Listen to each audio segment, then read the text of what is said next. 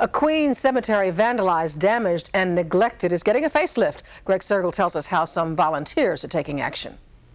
It's called the cemetery no one wants. And when we first toured the 12-acre Bayside Cemetery last January, we saw the result of years of neglect. Coffins ripped open by vandals, headstones toppled, grave sites covered by weeds and debris. In 40-plus years that I've been a funeral director, I have never seen a cemetery in this deplorable condition.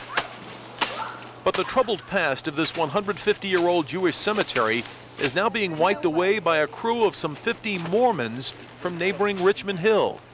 We may part from, different beliefs, but we still are brothers. Leading the cleanup, Shane Wansley of Utah, a guy who heard of the troubles of a cemetery some 2,500 miles away and organized this effort to honor his late wife, who was Jewish.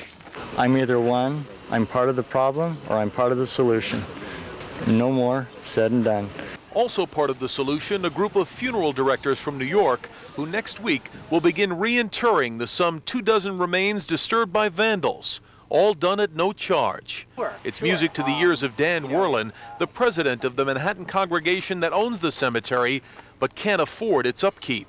It pains me every day that I know that the cemetery is here and we have not yet finished the work of restoring it. Despite all the good feelings, Neil Leventhal, who has a family plot here, wonders why it took outsiders to restore the dignity of the dead. I'd love it if, if beyond Shane and his group, if the larger Jewish community could take responsibility and get involved. Estimates are it could take at least a year to wipe away the decades of neglect here at the Bayside Cemetery. But the Mormon volunteers say they'll see it through to the end because the dead deserve nothing less. And they deserve a sacred place for them to rest. Greg Sergel, News Channel 4. New Jersey highways are about to get a little bit safer in response to a pair of head-on deadly traffic accidents. Transportation Commissioner Jack Lettieri has ordered a speed up and an expansion of a planned 100 miles of guardrails. The original plan was pegged at $15 million. The DOT. Students in 3 grades took the city-mandated math test back in April, on April 30th. But now hundreds of children are going to have to bone up on their math skills all over again, all because their tests have disappeared. Celeste Ford is live in Greenpoint with reaction, and I imagine parents and kids are not happy. That's right, Diana, and there is a lot of finger pointing right now.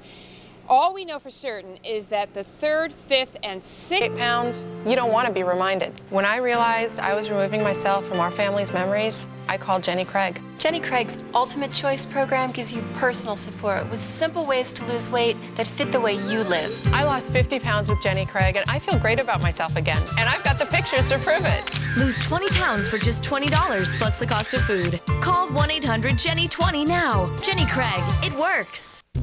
From power to refinement, it's the best Accord yet. Auto Week magazine. It just doesn't get any better than this. Car and Driver. Inside this handsome new structure is a cabin that caters to the driver, Motor Trend. We've always received our fair share of accolades. The key is never being satisfied with them. Now you can lease a 2003 Accord LX sedan for $239 a month for 36 months. Around the world, a heart-wrenching and rare look. Mothers raising their babies in jail. And I'm going inside death row. We'll take you places you've never been. Tomorrow's Oprah. An all-new Oprah tomorrow at 4. In tonight's Extra, 2 faiths converge for a good cause. They are cleaning and repairing an old Jewish cemetery in Bayside, Queens, a project that was started by one man who heard about the plight of the neglected cemetery. He's not Jewish, though. He's a Mormon from Utah. Cynthia Guaba has the story. The pain of losing someone you love is bad enough, but can you imagine not being able to find their tombstone because it's covered with weeds and shrubs, or worse, it's vandalized and littered with garbage? Well, this is the situation at Bayside Cemetery in Ozone Park. Neil Leventhal's grandmother and great-grandmother are buried at the Jewish cemetery. Just to get to our plot, last time we were here, took a lot of effort. The grass was knee-high. My father and I, about a year and a half ago, spent 4 or 5 hours just cleaning this little, 20 by 10 area. The president of the congregation, Shari Sadek, the synagogue that owns Bayside, says several things have contributed to the downfall of the 150-year-old cemetery.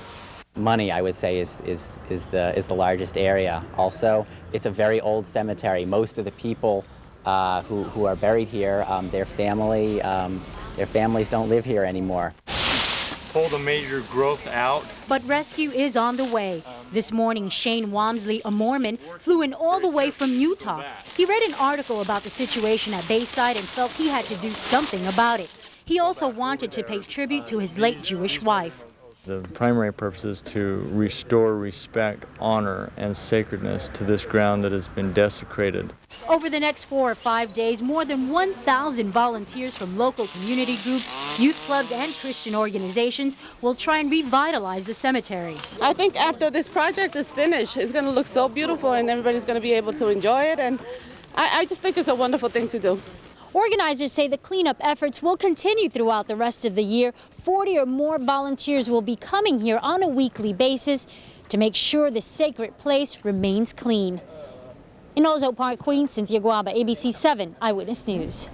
That's a great story. Sam here now with the weather, and we saw some flashes in the sky today, right?